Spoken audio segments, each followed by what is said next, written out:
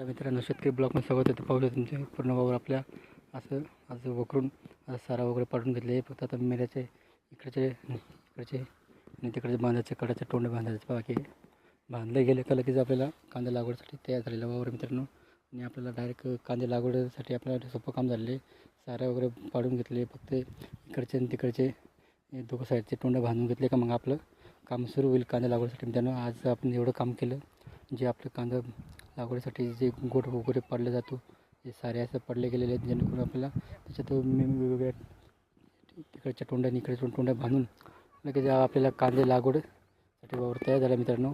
असं पद्धतीने आपलं दिवसभराचं काम आपण केलं मित्रांनो. व्हिडिओला लाईक शेअर करा, नक्की करा, आमच्या चॅनलला सबस्क्राईब करा. जय जवान जय किसान मित्रांनो.